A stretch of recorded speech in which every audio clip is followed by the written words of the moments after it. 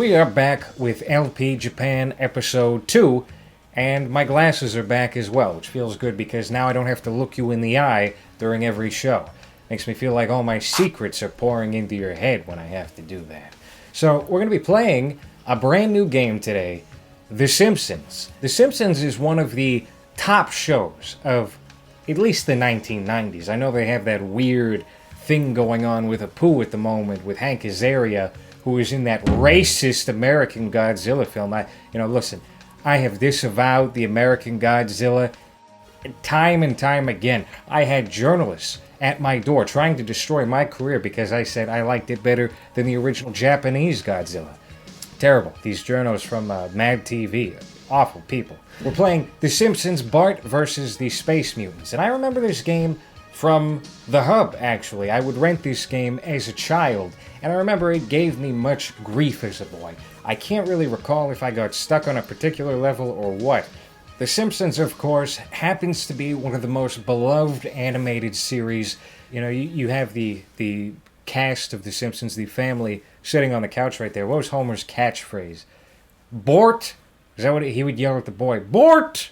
I'm hoping for that kind of nostalgia to come out of this game. We are playing as Bart Simpson, and one thing I remember from the 90s in particular is this bootleg Bart craze that has come back around as of recent. People making their own ironic bootleg Bart merchandise. She was, I think she was a secretary at first and just kind of weaseled her way in. I can't remember exactly. I should be remember. I read the book sometime.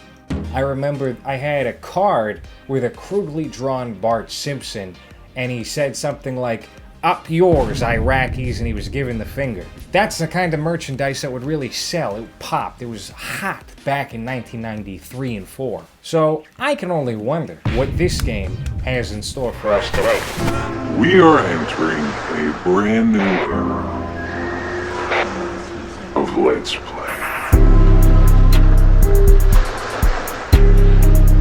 We are entering a brand new era. Tasty.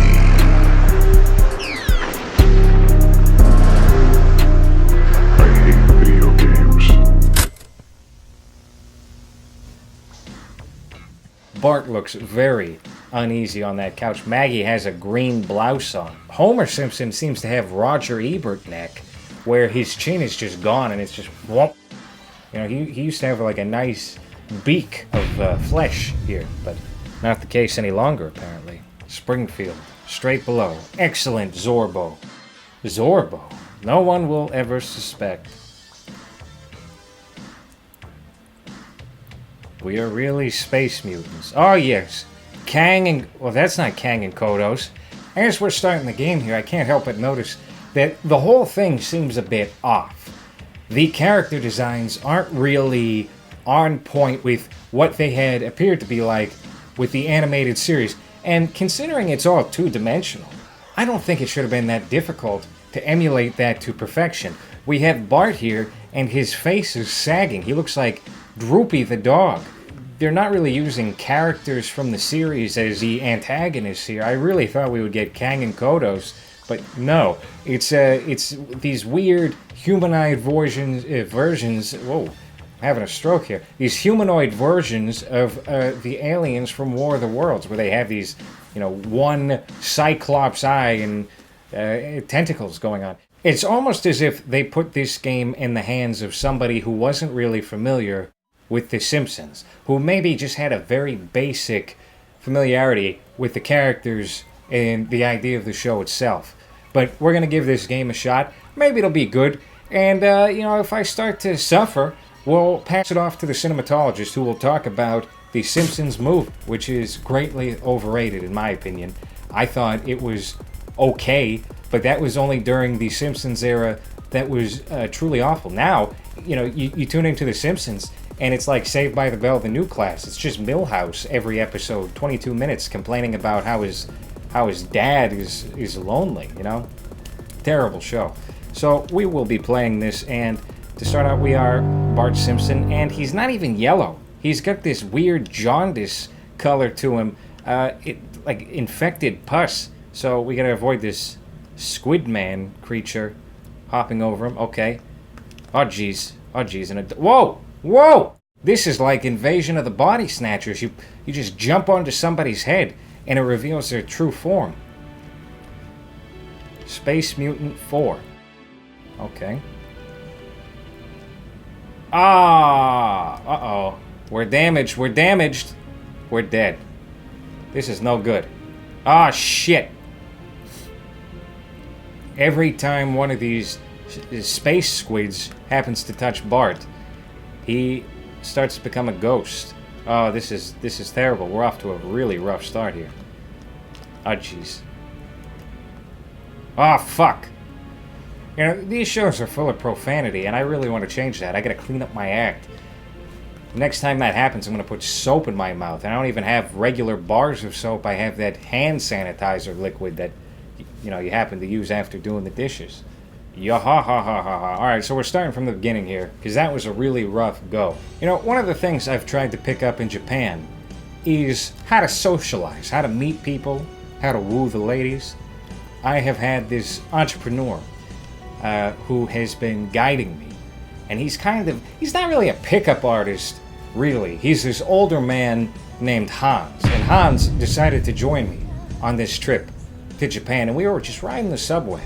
And I said, Hans, how do you pick up a girl in an environment such as this? It's very crowded, people are going from here to there, and nobody really wants anybody talking to them, especially in a country like Japan where nobody's social at all. And he says to me, watch this. He went up to the nearest girl on that train and just stuck 2 of his fingers in her mouth and went, yeah. And she was like putty in his hands afterward. They've been married for years now. We finally got past. There's Moe's. That is a cherished spot in the Simpsons lore. Ah, no, the spiders got me. There we go. We got the Krusty Life. There we go. Now we're making good progress here. Wet Paint. That used to be my nickname in high school. Tool World. You know, these side-scrollers never really did it for me back in the day. I would love the Donkey Kong Country or Super Mario 1 through 3. But a lot of these games just seemed endless and pointless. And I could never really engage myself with side-scrolling nonsense. But for Bart Simpson, I'll do anything. Bart! I love that show. We've got some more H.P. Lovecraftian creatures here to beware of. We got another guy.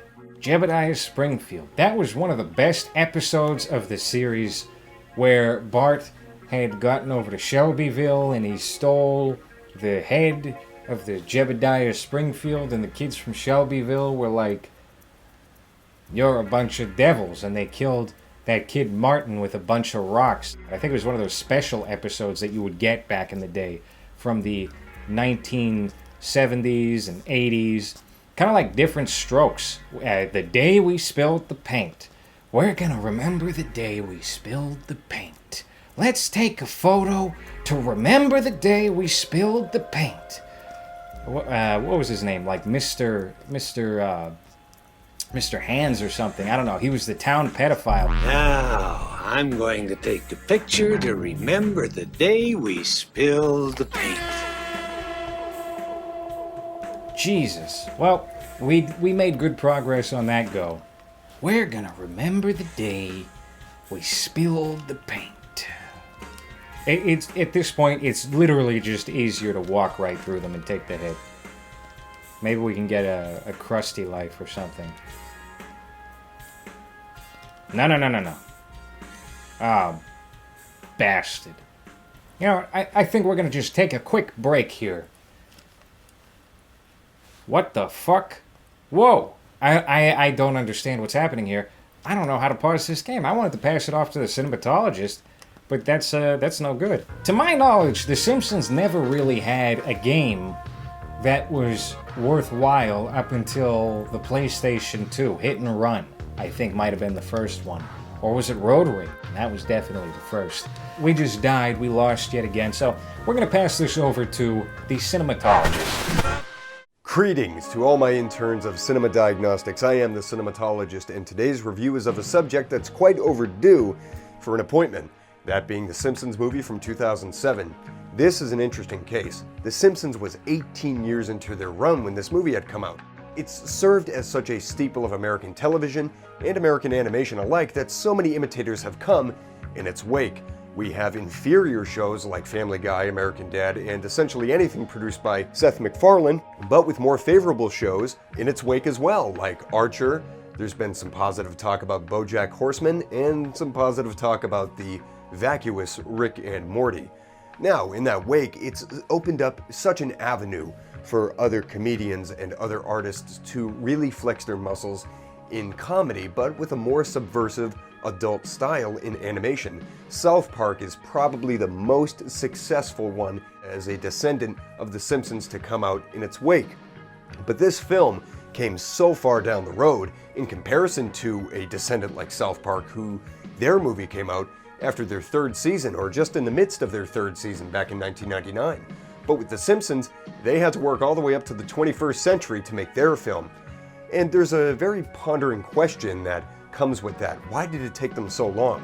And it's of my professional opinion that they were very comfortable as the subversive standard for adult animation in the business at the time. So it was very interesting to see them finally take that route in 2007 with The Simpsons movie, which was arguably past their prime. The prime of The Simpsons really was about the mid-90s to the early 2000s, their mix of satire, slapstick, and all types of subversive socio-political humor into their content. And the question was going to be at this point, all the way back in 2007, would this persist? And the answer was, yes, there seemed to be an awakening of some sorts. By then, it certainly was not at its best. There were much more risque episodes being made in South Park, and Family Guy was in an unfortunate surge of popularity. Yeah, that might be a down point in American pop culture, but maybe we'll learn from it.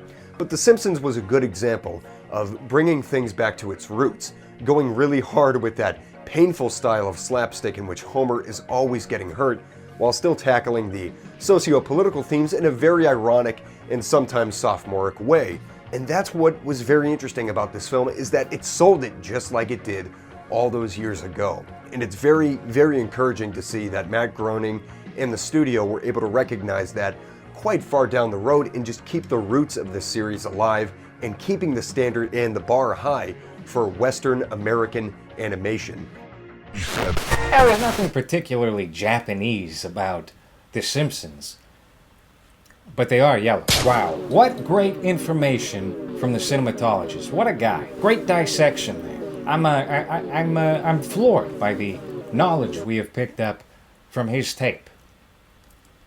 Can you tell I haven't watched it yet? I'm practicing my line is what I'm doing. Because I've noticed that if you're one of these guys, and it is all guys, who comments on things like games or movies or whatever it may be, there's a certain level of bullshit that you have to offer up to the viewer as a veneer. I want to give you a little hint right now as to how to detect whether or not you're getting played.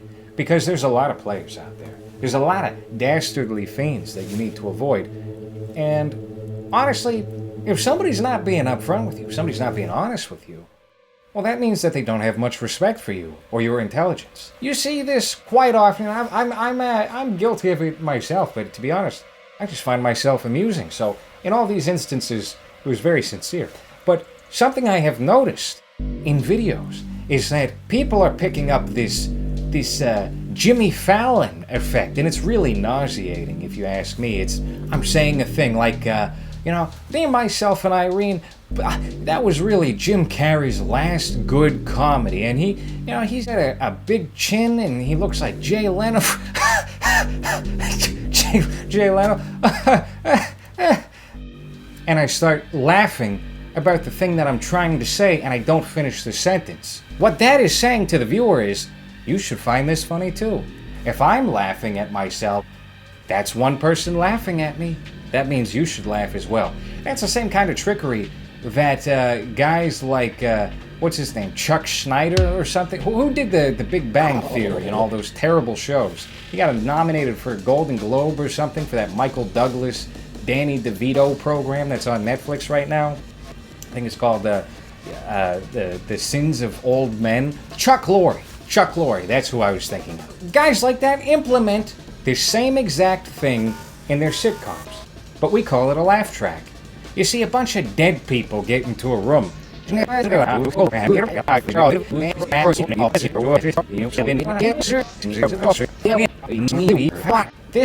man looks, he's got the face of a bipolar person, an undiagnosed, unmedicated bipolar person. He started out telling jokes, now he's talking about how Stanley Kubrick faked the moon landing.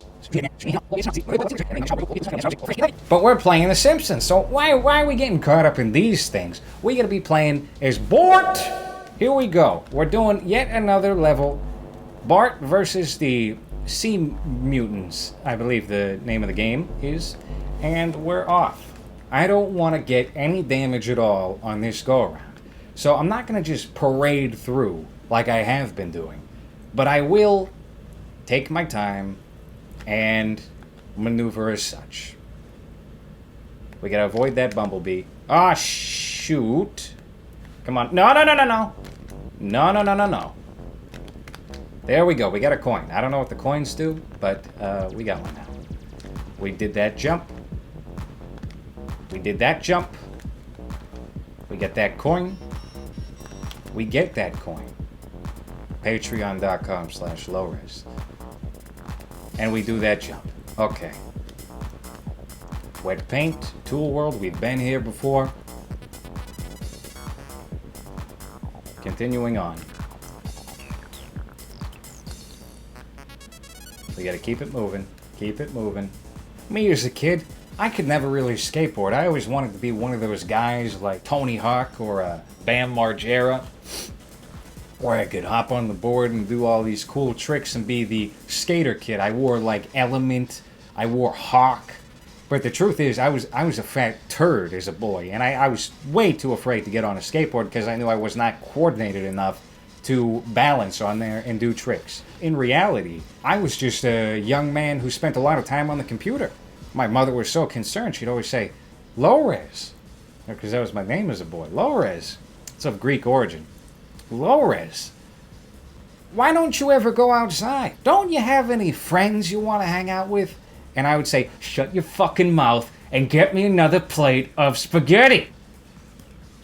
My mother died earlier this year, and those moments weigh deeply upon my chest as I sleep at night. Oh, you fudging Bort. Damn. We got the Pepsi. We're doing the jumps. This is a lot like Tony Hawk's Underground. Oh, we lost again. We gotta really be able to get through this. Ah, come on.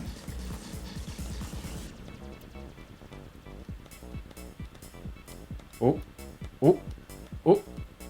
No! Unforgivable. You know what I should start doing is, speaking of authenticity and deception, I should just start downloading walkthroughs and pretending to play them. If I was a smart man, I would do that instead of failing at the first level and trying to get past the initial 6 minutes of the game while people in the comments show anger towards me. You know, they threaten me. They say things like, You're a shill. Your Pizzagate's real. How dare you lie about the murder of Stanley Kubrick? and stuff like that. Very, very frightening people. I don't want to get on their bad side anymore. No. This is going to be full-on appeasement from now on. Whatever you say is the truth, and I got to roll with that. There's no point in fighting the audience. I'll tell you that. Certain creators out there, they don't want to hear about their shortcomings when they've been praised for a long time. But the reality is, that sick boy theory from Trainspotting, where for a while you got it, then you lose it, and then you're just shit, right? That's real. That is 100% real. In internet terms, that is expedited. Everybody who was popular in 2015 and 2016, 2017 is either no longer popular or they're waning in popularity, usually within a year of their fame bubbling to the top. But this goes for anything. It's just a little faster when it comes to the World Wide Web. And you don't want to be one of these people. You don't want to be somebody who is looked at as volatile towards your detractors, because that's a sign of weakness. Even if you're a well-respected man, it's a sign of weakness. The strong man knows to act like those people don't really exist, and to take that criticism to heart and improve in silence, in my opinion. Alright, this is not my game, okay? This is just... I'm more of a Mario Kart kind of guy. I mean, it's a bad game. Didn't the angry video game nerd do something on this already? And he was like, what's his catchphrase? Whoremaster. Damn it, I'm doing it again. I'm not being manipulative. I'm just very egotistical and self-centered, amused by my own being.